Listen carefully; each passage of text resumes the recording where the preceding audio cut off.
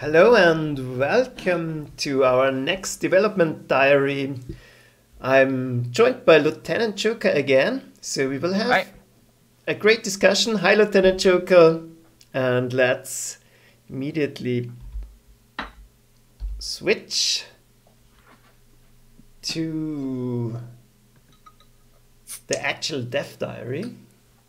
I'm just checking in the stream if everything is checking out. Looks good. So, Dev Diary number 2 is about content and play modes, especially about multiplayer. So, yeah, I think this is an era or area of gameplay where Panzer Corps can have a lot of improvement and where it really shows that it's an older game. So I'm very much looking forward to that. But let's jump into it. They are saying here they will keep the campaigns with the trees, and they want to integrate Europe and African theaters into the base campaign. So I think that's good. I think that it's meant in a way that you really have choices here, so that they can either go to Africa or to Russia or to the Western Front, because they're talking about replayability, and yeah, I like that. And other than that, I think they said everything will stay more or less the same. Any thoughts on that? Yeah, well, that's basically going back to what people originally thought they were going to have in Panzer Corps anyway, because even in Panzer General back then, you had Panzer General, you had the main campaign, which allowed you to go to Africa. That wasn't a separate Africa Corps Yeah, pack like it is in Panzer I Corps. remember I was a little bit disappointed when I first Yeah, a lot of played people. Panzer Corps that I couldn't go to Africa. Yeah, I remember that as well. I think that was the biggest complaint, actually, because the game itself was received very, very well. But the main complaint, if there was one big one, that was the one that Africa wasn't in there. So that they include that, yeah, with a little bit bigger budget that I suspect this game will have compared to Panzer Corps, that is kind of a must-have, because if you play the Germans, you want to have everything, every theater of operations that the Germans fought in one big campaign. So that Definitely. is, yeah, that is something that I And I would have. think the Grand Campaign doesn't go to Africa as well, I think. Or does it? No, No. it doesn't. Grand Campaign is mostly Eastern Front, and then they had the Grand Campaign West, where you can branch to the Western Front, and then later the Sea Line thing that you can kind of plug into the middle. But Africa Corps is not included. But considering what Africa Corps is and how many battles there were historically, Africa Corps as such is kind of already pretty damn big, considering that you can go all the way to India. It kind of almost is its own Grand Campaign DLC, and I think there's even mods out there where you can plug in when you can start with Grand Campaign 40 Core and load that into Africa Core or something like that. But it's not part of the actual Grand Campaign, no. But it was released before Grand Campaign, so Yeah, I know, and it's a great DLC, by the way. If there's someone that hasn't played it yet, absolutely do that. I think it's the best one actually from the pure add-ons from Allied Core, Africa Core, Soviet Core. I think Africa Core is actually the best one of those. Definitely, yeah. It's absolutely great. And yeah, hi Richard Martin. And well, that's actually the next point, randomization. There will be a random map generator. Um, yeah, could be nice for multiplayer, but you can also have completely randomly generated campaigns. Yeah, some people might like that. I don't care about things like that. I need the historical context. Yeah, without that, I'm not interested. I need some kind of context. It doesn't have to be World War II, but some kind of story is very important for me. And Yeah. completely random map something, yeah, I absolutely don't play such things. Yeah, I think it would be cool for kind of the things that they do in the forums, the multiplayer tournaments and stuff like that, because random maps are probably more likely to be both unforeseeable and fair and balanced to both sides. Definitely, So for that, yeah, for yeah, for a skill definitely. check in a tournament, that's kind of great. But just to play on your own, no, I agree. I'm not really interested in that. I want the historical stuff. But for tournament stuff, I think that's a good Yeah, it's a thing to nice have. addition. So yeah, I'm all for it. And randomization could be done in another way. Maybe Richard Martin, you're talking about that anyways. I would like to have some randomization in the existing maps. So like different deployments of the forces, of the enemy forces, some minor random changes. I think that would be great, just to be able to experience a map a second time and not knowing everything would definitely be great. And yeah, but I Yeah, don't that's think actually that's going to happen. yeah, that's actually linking to what I said last time about giving the scenario designers more opportunities. You could put in a thing where scenario designers can give a random chance to a certain trigger, like 50% of the times this is going to happen, 50% of the times that other thing is going to happen, that you can program that into the scenario script so you can decide which elements are going to be random and what the options are the randomization will be able to choose from. So you can make sure that despite it being random, all the possibilities still make sense, but still give it a certain in unsafe or unforeseeable element. So I think giving that into the hands of scenario designers would be interesting Yeah, and that not would make be it. an absolute, yeah, it would be a perfect addition to the game, but unfortunately, I don't think that's what they're talking about. So it's either completely human designed or completely random. That's the way I read it.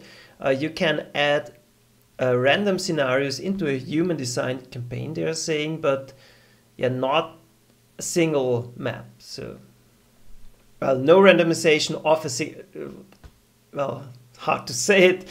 On a single map, no random events will occur, it seems. Yeah, we'll see. But we'll see, maybe that comes. So,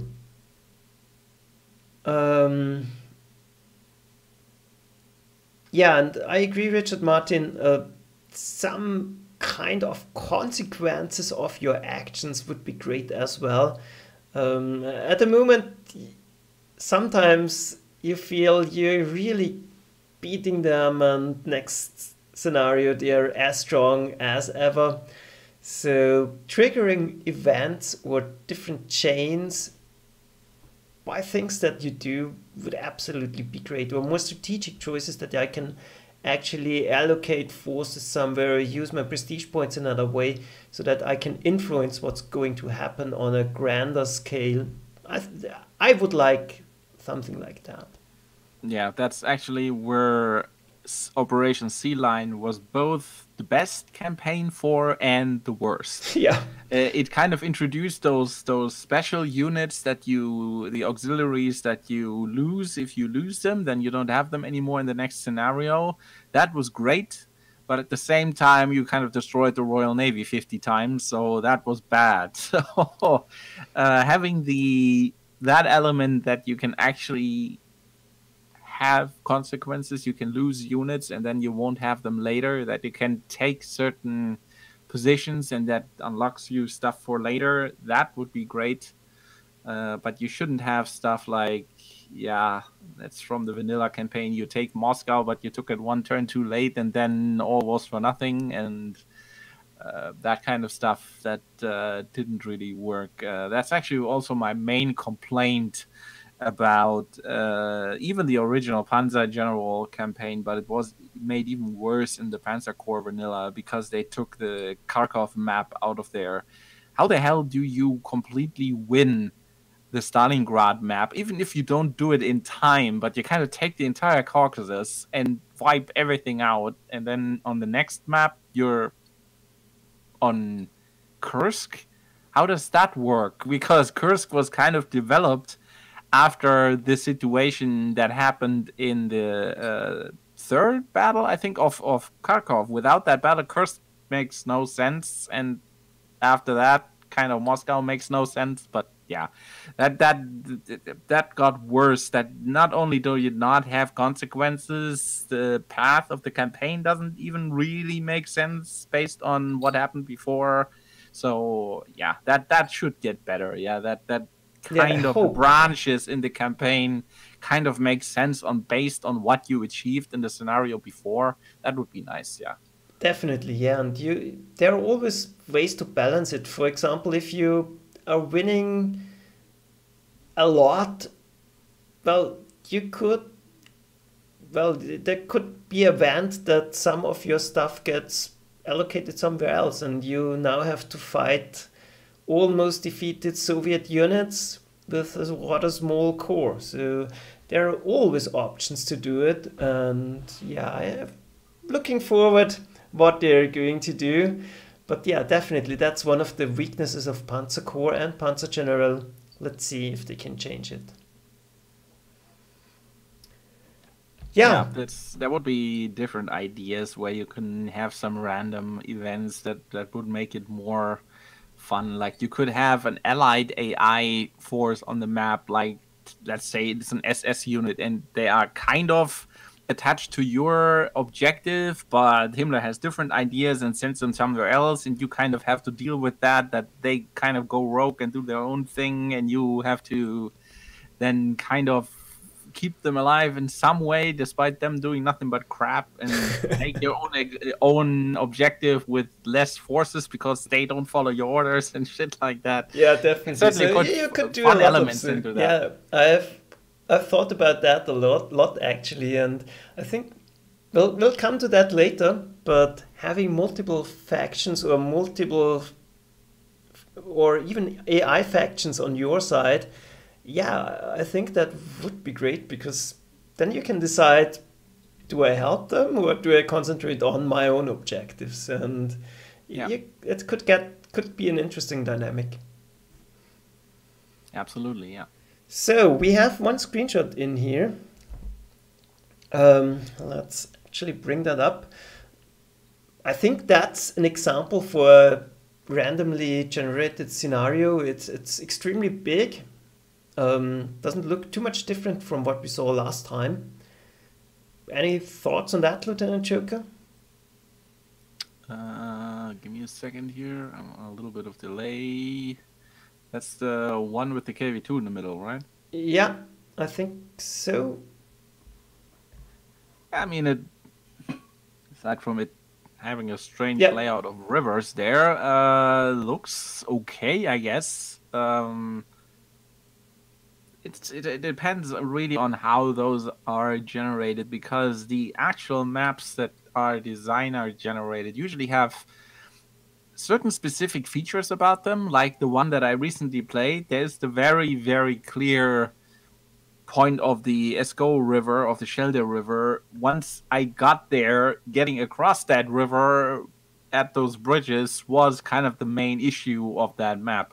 Kind of all the maps have one of these issues, whether it's a geographical feature or something else. Point is, will random maps feel generic, or will there be clear obstacles on those maps that make those maps kind of unique? It will really depend. This one, Yeah, it's hard to say on the hard minimap. to It's say from the minimap. yeah, Yeah, but I really dislike huge maps where there are no features, where it's just a huge map, a lot of objectives, and go for it. There are some in the regular human design campaigns as well. And on the other hand, you have something like Sedan, and that's absolutely, yeah, I'm enjoying maps like that a lot because, yeah, they're unique and there are unique challenges in it that I don't think randomly generated maps can emulate that. At least Yeah, it's not also a now. question on because you have certain types of maps. You have maps for naval landings. You have maps for, I don't know, hand scripted for you need to drop paratroopers over here, or you have massive tank battles, or you have a city battle with lots of infantry. That's the question. Will this actually be able to generate those, or will it just be relatively open maps with mostly big tank clashes and stuff like that? One thing I noticed here in these screenshots, there's not a single infantry unit. Yeah, that's true. Um, Lots of anti-tank guns and lots of big tank destroyers and tanks. So I don't know. I hope it's not that. There's a lot of open stuff and a lot of tanks that battle each other, like battle of 30 tanks against 30 tanks in a couple of towns that you need to take.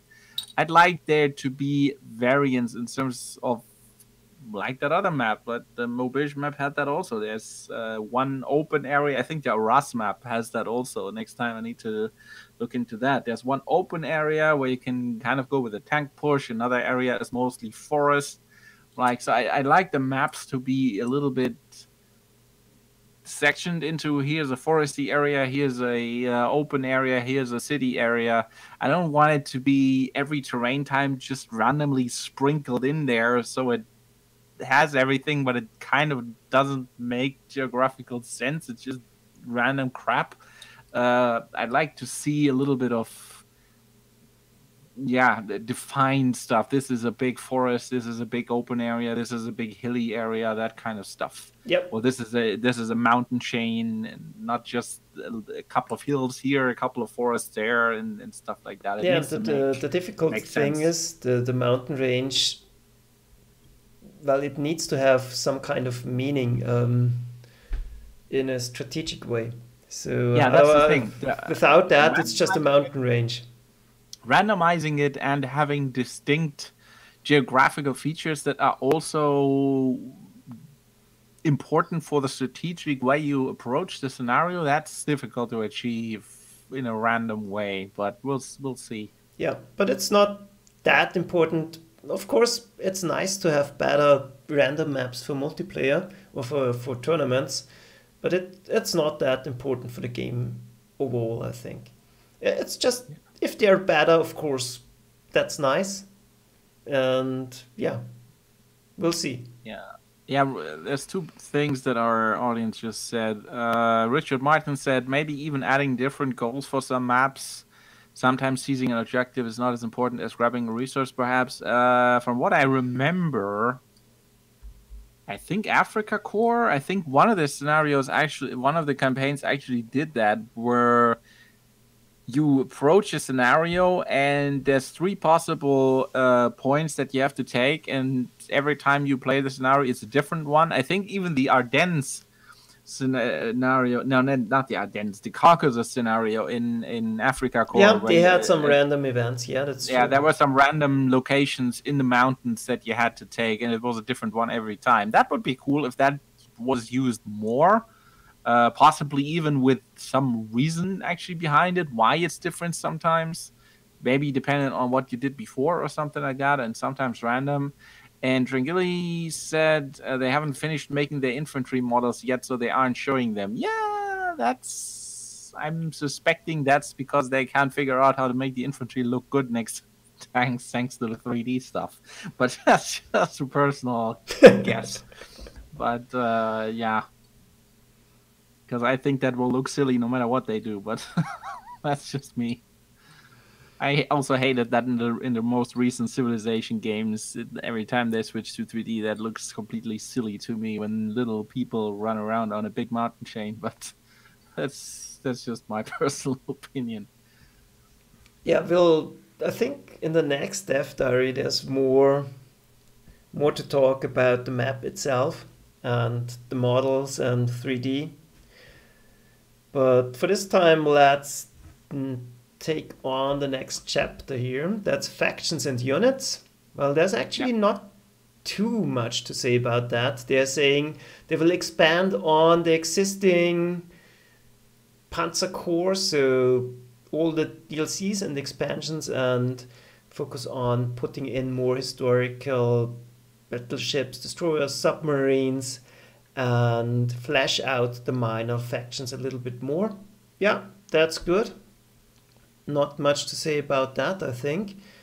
Yeah, that's nice because that's why stuff like the mod I'm playing for the Grand Campaign was created anyway. Because initially, most of the minor factions almost had no units, so they kind of put the Italians in somewhere where it should be the Romanians, but the Romanians didn't have enough unit types to make that feasible. And now that we have them, now that Soviet Corps came out, it's good to replace them again with the Romanians. It would be nice that if all the factions had enough equipment right from the start. So even if they're not used in the action campaigns, those scenario designers in the community can use those to make their own little Romanian campaigns or the Hungarian campaign or whatever, or Finnish campaign, Winter War, if that's not overrepresented initially. That would be nice. Initially, Panzer Corps didn't have that many units for a lot of the minor nations, and people even say here, Richard Martin again, we know different factions in Germany caused messes in World War II for the Axis powers. Again, sorry, and keep in mind you're reading again German propaganda there. The Germans blamed a lot of their allies for a lot of the mistakes they made. That wasn't always the fault of those other nations. The Romanians and Hungarians actually fought very well, and so did the Italians, even though they were not trained as well, but in a lot of the cases. But they actually were very, very important for the war effort, especially on the Eastern Front. The Germans couldn't have done a whole lot of stuff without them. So once things went wrong, they started blaming them. Yeah, but again, a lot of the public knowledge about World War II history is a lot of propaganda. So careful with thinking everybody caused the mess for the Germans. Yeah, but maybe I think he's talking more about factions, about just German factions, like people having their own agenda. Yeah. But it's definitely good to have more factions and to have them fleshed out. That is definitely the case. Because I feel also, just because of what I just said, that the factions were actually important. Because you can't attack something the size of the Soviet Union in the World War II era without having allies. And considering that fact, I think the minor factions, if you want to call them that, were actually a little bit underrepresented in stuff like the Grand Campaign and the Vanilla Campaign. I actually would have liked to see more of my allies. I would actually like to possibly have a situation where you can play the Eastern Front a little bit more like Africa Corps, where you can have a core force of different nations, where you can have some Romanians and some Hungarians supporting you in the Eastern Front, because that was definitely the case. So it wasn't such a clear cooperation thing like an Africa Corps, but also people kind of think Rommel had more influence over the Italian parts of the Africa Corps than he did, because technically he didn't have them under his command. That was also why there were some issues, because he always had to ask the Italian High Command to okay some plans of his, because he didn't have them under his command. But it would still be interesting, because that would give you variation options and more ideas on what to use exactly. So that would be nice if you could have some Romanians on the Eastern Front in your core forces and not just the occasional auxiliary, and even those were a little underrepresented. Yeah, you could even give them or have a big Romanian force under AI control on your side. So there are a lot of interesting options.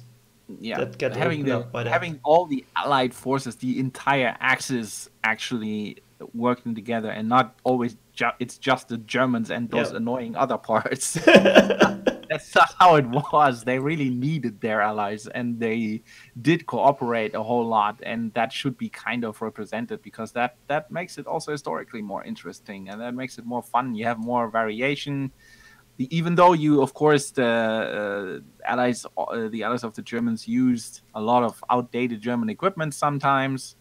They had some of their own stuff, and even then, using some of the old equipment, that makes for interesting challenges. I think, like, some people play Africa Corps with just Italian units. That would give you opportunities for challenges like play the Eastern Front with just Hungarian units or stuff like that. Or it takes Stalingrad with just the Romanians and stuff like that. That would be interesting. Definitely. So let's see what they actually are going to implement. And if not, it definitely opens up a lot of possibilities for modding. And yeah, I'm very much looking forward to the options that we get here. So, next one is already the last one. It's multiplayer. And yeah, that one I'm looking forward to the most, but I'm not exactly sure how they plan to implement that exactly. So, we'll get the classic play by email, but also a real live online modus where you can watch the enemy turn or the turn of the guy you're playing with in real time. And I think that's a great addition. And it also works with play by email, so you can play simultaneously and then play a turn where the other one doesn't have time. So a lot of options there. And yeah, that definitely will make multiplayer better. And especially since you now can have 8 factions or 8 players on a map, yeah, a lot of options are created by that. Not only in multiplayer where you play a scenario, I'm not really sure, but the bigger thing for me would be to play a campaign in co-op mode or against other people. That would be the best thing, but I'm not sure if we are getting that. So your thoughts on that, Lieutenant Joker? In the last paragraph, they talk about cooperative games. Games, yeah, but can you play only single maps or can you play the complete campaign? Not in a sense of playing one scenario after the other, but yeah, the whole thing. Yeah, it gives you at least the option, and I'm suspecting that if that is not the case, there will be some modder out there that mods. Yeah, I hope so, because that honestly is the best feature, the main reason why I would play Panzer Corps 2 over Panzer Corps. Yeah, because that's fun just to play with other people and do the campaign.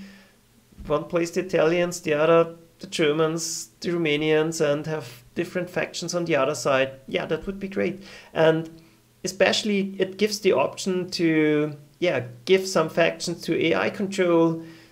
A lot of dynamics like we talked before.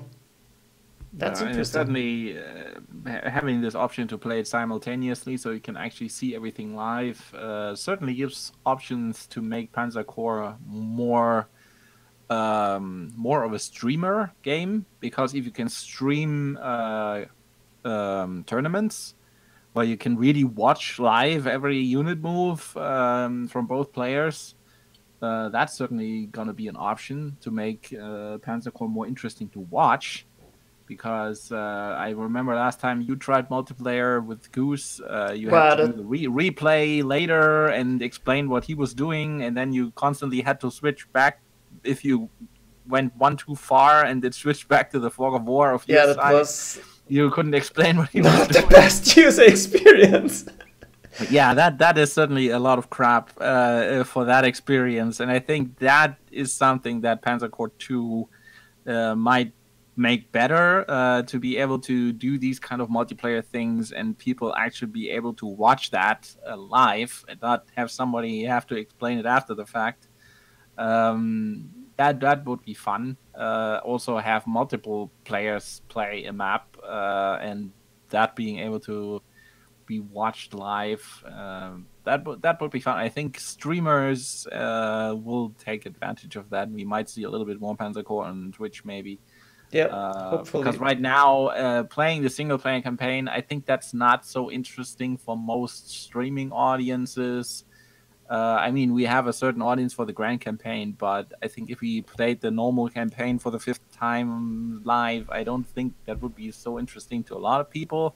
But if we did a multiplayer tournament regularly and several people playing one big map on that live, I think that's something that would attract more people, where you can also have some silly fun and stuff like that. One guy buys 50 tigers and And get just smashed by goes completely conscripts. crazy. Yeah, I mean that could be fun because it all happens live, and you don't have to have one guy. Definitely, and Tell the story actually, all over the it. multiplayer games I had on my channel had a huge audience compared to the other ones. Um, so yeah, I think that has a lot of potential, but I discontinued it because yeah, the user experience was not good enough. Yeah, especially since the last patch kind of made the replay Yeah, system buggy. So yeah, it's not a great experience. If you can have that live and it's just everything flows and you can see when the enemy moves a unit, you can see that live happening, and it doesn't take forever. That you can have to wait for the enemy to complete its turn, and then you see the entire turn go in rapid succession. Uh, Even that, if you played it like that by email, that is still not the way he moved his units. You don't see where he's thinking and where he has a delay between his moves. To have that experience the way it actually is live, that will make that a lot nicer. And I think we will see a lot more people uh, go into streaming that, because that will make it much easier to offer that experience. definitely. And like I said, for me, that's absolutely the best feature of the game or of Panzer Core 2. Don't care about the rest. If the game turns out to be decent, at least that's a reason to play it, I think. And yeah, I really hope there will be multiplayer campaigns and not only scenarios like we have now. Oh, Richard Martin, I don't think Brakata is dominating the Grand Campaign just yet. Just wait until we hit Russia. He'll get his ass kicked soon enough. No, I think we're struggling already a little bit of always achieving decisive victories and keeping our units alive. So I wouldn't call any of us, not even Brock, dominating. No, no, Not Stone yet. was not. Yes, Stone felt like it dominated it actually, but it's so easy to lose a unit because, yeah, the French tanks, they're really a pain. Yeah, and you ran into the classic Grand Campaign trap, where 75% of the scenario is relatively easy to do, but then the final push the final 25% that you need for the decisive victory, those are increasing the difficulty level just a tiny bit to make it clear to you. Yeah, your minor victory you might have an easy time with, but the decisive victory you need to get your man pants on. That happens a lot in the Grand Campaign, that the final push to achieve decisive raises the difficulty bar quite a bit to compare to the rest of the scenario. And that's the trap that you can often fall into. It was okay so far. Let's make that final push, and then oh shit, you go up with a scout and you suddenly discover what's waiting for you. Yeah. If you scout it, you might just run into it. That's the worst situation. So yeah, that happens a lot. So we need to be careful. Considering that we also travel around here with a lot of crap basically as our core forces compared to what we could have. We should be careful Yeah, definitely. getting too And comfortable. if you compare, for example, the historic Rommel with the not so historic Manstein Let's Play I'm doing, it depends on the scenario, but often actually the Rommel, especially played blind, is more difficult. Yeah. When you can have more artillery, when you can have more big tanks, when you can have more overstrength stuff, you can have a lot of different stuff. Even having more half tracks and crap like that can help. It's it's not going in blind for the most part, and with less stuff and with less prestige. It's not the situation where you will go in and I'm gonna dominate this. We're not at the Doctor's level that he played every Grand Campaign like 5 times and then ran out of challenges and modded it to be even worse. Yeah. Brakata, I've played it once. Brakata hasn't played it at all. So that's not the situation where you will go into something like the Grand Campaign and immediately dominate it. No, that's impossible, I think. And you Yeah. see when you watch, I only watched a few of the Doctor's videos, but he plays a lot with map knowledge. Yeah. Absolutely. That's why he challenges himself. That's why he goes for 25%. That's why he goes for modding the units so they're harder, and he uses more of the Panzer IIs and all that kind of stuff. He does that because otherwise it wouldn't be challenging. Because once you know the maps, it's not gonna be challenging. I mean, at this point, I can also easily beat the vanilla campaign on Field Marshal. It's not gonna be a big problem anymore. That's why we challenged ourselves to go Rommel, Guderian, and Manstein, because it's once you know the maps, then you can look for other challenges.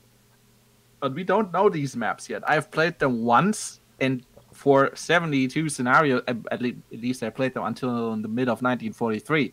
That's so many scenarios. I'm not gonna remember everything. I also didn't remember on Zidane that there was a heavy French tank already. I thought that was stun. I was completely surprised by that. So considering that we basically don't know what's coming for the most part, and we're challenging ourselves with already handicapped core forces, I think that's hard enough already. So Yeah, definitely. And yeah, so let's hope we are getting those options, and really, really please make a co-op campaign possible.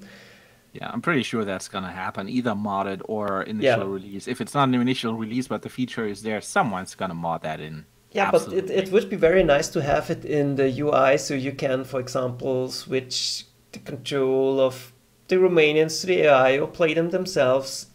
It really gives you options if it's really in the base game and not modded in. Yeah, it would be nice if you can just take over any scenario, even if it's in the campaign, and you can just split up your core forces and select, okay, player one is going to have control over these forces, player two is going to have over these forces. That would be even better, but I don't think that's going to happen because they're always talking about factions and not about army groups or something like that. But that would be great, obviously. For example, if you are on a big map, someone mods the Russian campaign in one map and one player takes Army Group Center 1, South and North, and yeah, that would be absolutely great. Yeah, you can do all kinds of stuff. You can give one guy control over the Luftwaffe part, and the other guy goes for the ground forces. You can come up with all kinds of crap that would make fun for a stream or for something like that. And it would give you the opportunity to only do that every now and then. So if your buddy doesn't have time, you can play the next scenario on your own, and once he's back, you can split up your forces again. That would be neat to have. I think those are the kind of features that they really should be thinking about, because that makes it attractive for people to do videos and streams, and that's what makes games successful these days. Definitely, and it's not about 3D or if this unit looks that way or not. I don't care. Yeah. This is a real feature I'm looking forward for. Yeah, and if it's able to be streamed, if streaming it and watching it be streamed is fun, that's gonna increase the sales numbers. That's what makes people buy those games, because they see it's fun to play. That's a huge part of game sales these days. That's why a lot of companies actually do events for streamers and for tournaments and stuff like that, because they know this is free marketing, basically. Definitely, so and that shouldn't be underestimated. Sorry, we have great tournaments in Panzer Corps, but nobody can watch them, so that's a loss. Yeah, I think once that's easier to present, once it's live, once it is easier to stream, I think that will change. But maybe Slytherin and whoever is the production company that actually produces it, publisher and the producer, they should maybe think about maybe doing an event like that. It doesn't have to be big, but if it's just something that they announce on their main website or something like that, that would already be something. I mean, if only 100 people watch or something, that's already huge. That's for a game like this, the sales numbers are never going to be super high compared to what I don't know, World of Tanks or whatever. But it's also not in the budget range, so every couple of thousand more sales are going to matter a lot. So Definitely, and they should be thinking about that. If you have a great multiplayer event, for example, or a great co-op campaign, I can easily see a couple of thousand people watching those videos. So that's Yeah, I don't know. 10 times more than now. So yeah, that would be great. If you have a big streamer that just has interest in those kinds of games, currently it's not easy to stream. If it's not easy to stream and not fun to watch, they're not going to do it. But if you now have someone like, I don't know, the Historical Gamer or TIK or Tick or however he pronounces himself, or I don't know, us guys, anybody that is a little bigger than us too, I guess. But there's a lot of people out there that are interested in historical games and just like to talk about the history while playing, or just have fun with a cooperative stream. Like, imagine Tick playing with the Historical Gamer, or even with, I'm not sure he's interested, but let's say the Chieftain tries to play this for once and just have some fun. They don't have to be good at it.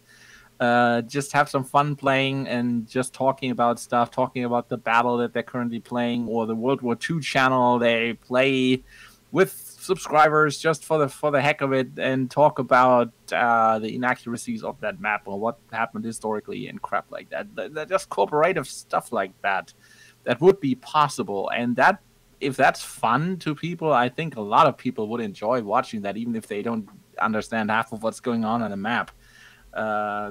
Just knowing that what they watch is representing some history stuff that they might be interested in, or they play the D-Day map. Every American knows about the D-Day landing. And so you can't, Richard Martin, you shouldn't underestimate that. There are a ton of people watching games like EU4 and other stuff, and those are pretty complicated to watch and understand as well. And I would say EU4 is more complex and difficult than Panzer Corps by a lot. So,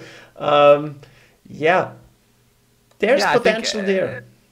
I think if a game is semi-fun to watch and you at least can understand what's going on, even if you don't understand the game mechanics, I think a lot of people actually watch those games because they don't understand them themselves, because it's too complicated for them, but they still like the genre. They just, no, it's too complicated for me. Like, there's a lot of people working 8 to 10 hours a day, and they just don't have the time to get into these games, but they're still interested in the topic, so they just watch someone play that has the time to invest into it, and then it's fun.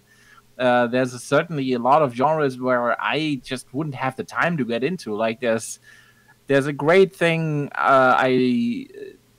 What's it called again? The no, not the combat mission. Is it combat mission? It's combat mission. There's a very complex real-time tactical game called Combat Mission. They did both World War II and Modern War in there. It's super complicated. It's super time invested. But it's one of the most realistic games out there that has combat really simulated to the highest degree, and I would really love to play it. I don't have the time, but I love watching videos about it. There's one channel out there called Armchair General. I think that's a magazine about games like that. They also made articles and reviews of Panzer Corps, and they have a video series from a retired lieutenant colonel, I think, that did stuff like, there's one defensive scenarios where he has to defend a town from an allied attack with a German Panzer Grenadier regiment or something like that, or platoon, and he spent like 4 hours planning the defense before he actually started the scenario. Like, who has the time for that? But it's super awesome to watch, like a former infantry lieutenant colonel describing, okay, I put some mines over here to channel the tanks over there, and then I'm going to capture them here with that hidden anti-tank gun over here, and that kind of stuff. That's awesome. So I think that happens with a lot of games where people just don't have the time to properly learn a game, but they're super interested in watching it. Yeah, It's and I it's think not that that can that's happen for only the Panzer Core. time, but there's so many games out there, and there are totally a lot of games I would like to play, but I don't have the time, so I just watch other people play it because that's I can do it in between, and I don't have to dedicate time to it. Yeah, that's why Yeah, I streaming mean, is so popular, I think. yeah, that's why I watched plays of The Last of Us, because I don't have a PlayStation, so I can't play it. But it was a super awesome game, so I enjoyed watching other people play it. At least the ones that make fun and good commentary. I think my favorite one was actually from Markiplier. I think he's one of the top YouTubers of all time. I think somewhere in the level of PewDiePie. I don't watch any of his other stuff, but that one I enjoyed, and I think that happens a lot. Either you don't have the platform, you don't have the time, you have other games to play, Yeah. or you're just not that Or you're good at not what you that want. good at it, so it's Yeah, not fun. Yeah, I think a lot of potential there for Panzer Core 2. absolutely. Yeah, I think that's Yeah, probably the biggest potential that this game has, definitely. because So I think the let's 3D once engine more and say it, maybe they will hear us. Please focus on this part of the game. yeah, I think the randomization and all the Panzer overrun feature and the 3D engine, I think that's I think that's not going to do much. I think a smooth multiplayer experience, and that's coming from a guy that actually loves single player and usually isn't a big fan of companies going, oh yeah, multiplayer is our most biggest feature, and that's usually a bad sign for games. But in this case, that could actually do a lot, because if the experienced players can actually challenge each other and learn from each other uh, in a smooth way with a nice experience, and people can watch and also learn from watching, I think that's going to be huge for this kind of game. Yeah, and most importantly, I think if it's really live, it's more cheat proof because yeah, that's one of the issues I have with the current multiplayer. You can it's too easy to cheat, so it's really it can be frustrating sometimes because you even if the other guy is not cheating, but you always think, did he cheat? That's too lucky. That cannot be. So and that's frustrating, and that's why I don't like the multiplayer in Panzer Core, and especially not the tournaments, because I think it's stupid to have a tournament where it's so easy to cheat. Yeah, can you reload mid turn, or Yeah, how you does that even can. work? It's completely easy. It just crash the game or turn off your computer, whatever, and just play the turn again. And since the random seed doesn't change, you even know in which order you have to attack and make sure you win. So it's you can definitely win every game if you play like that. Yeah, that's. I mean, you probably don't even have to. If it works like that, you just have to kill the process in the task manager. You Yeah, don't yeah, even have sure. to shut down the You computer. just shut down the game, and that's it. Just if you start again, it starts from the beginning with the same random Yeah. seed, and yeah, that's ridiculous. Yeah, if it ventured into something like esports, which I don't really think it will, because the youngsters are more into games where a reaction counts. But if it went anywhere near that, where even a big event streamed a tournament or something like that, yeah, that would definitely be a major advantage. You can watch live and you can see what happens, and I think that would also, if it becomes a big thing or a relatively big thing in streaming, at least in a small community, I think that would also support getting rid of minor bugs. Like currently, there's a relatively big one in there when they changed the unit preview, that you can now move a preview of a level bomber over a hex and you can see whether there's Yeah, yeah, something in sure. there or not.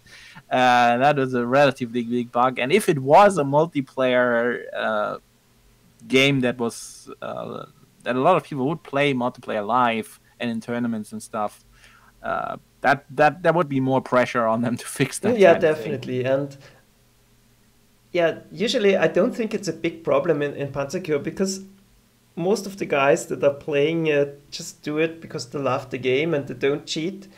But Wait until there's money on the line. In tournament. yeah, it's so I don't think it's a huge issue now, but it's the possibility. I if I'm too competitive, so I think about it. If there's some strange things happening, I think, well, was that really not cheated now? And that takes the fun out of it for me. And if I don't have to worry about that, a lot of more fun. Yeah, and it's more fun to see it live with the delay where the other player is thinking, and then suddenly he makes a move, and then oh shit, where did that come from? Instead of you just see that move in the replay, and then immediately the next move happens, and the next one, and the next one, and that one move that was actually the important part is kind of going down in everything else that happens around you. Then you need to hit pause. Wait, what was that? And like this, you can just see it live. Like you can also make that move on your own and then not make anything for a couple of seconds just to make him think about what just happened. and that kind of stuff. It's kind of like a chess definitely a lot more fun. And the problem with the current multiplayer also is sometimes it freezes and you don't see the enemy moves at all, and suddenly it's your turn and you don't know what happens. Suddenly some of your units are missing, and it's not a great experience at the moment. Let's sum it up that way. Yeah, and that will be the biggest thing here. Yeah, the randomization, all that kind of stuff, I don't really care about. I think having the factions more fleshed out, having a huge campaign again where you can have all theaters of operations and have a smooth multiplayer experience. I think that's all the most exciting stuff about this game. Not so much 3D engine or all that other stuff that nobody really cares about. I think this is what makes it more interesting, I think. So I think there's a lot more positive stuff on this dev diary actually than on the other one. Definitely, yeah.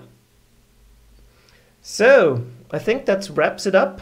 Thanks for joining me. Any final words?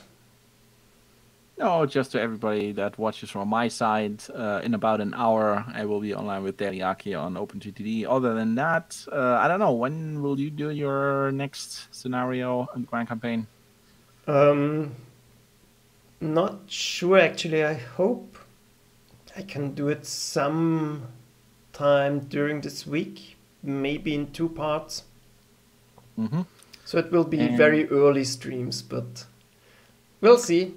And it's just for everybody that watched my last try on Auberge. I'm not going to restart it. I actually decided to mod the next scenario to give me Rudel back to fix that kind of issue that we have with the fuel shortage being reported in a weird way. Because I really want to keep it a blind experience and not cheat myself. And I will deploy 1 unit less to compensate for Rudel being deployed. So I'll either move him off the map on an exit text or I'll deploy 1 more unit. So I'll keep it as fair as possible. But I really don't want to restart the scenario just because some silly stuff like that happens. Yeah, definitely. It's so much more fun going in blind, and it changes a lot. Especially if you're doing a map back to back, your performance will increase by a lot. Yeah. So that's it, I think, for everything Panzer Corps related. So I don't know, we'll do the next one, the next Dev Diary. I think there's another one out already, right? 2, actually. The fourth one recently was published. So maybe next week we will see. Yeah, we'll do them whenever we have the chance. So okay. Yeah, thanks for watching and see ya. Yeah, bye-bye. Bye.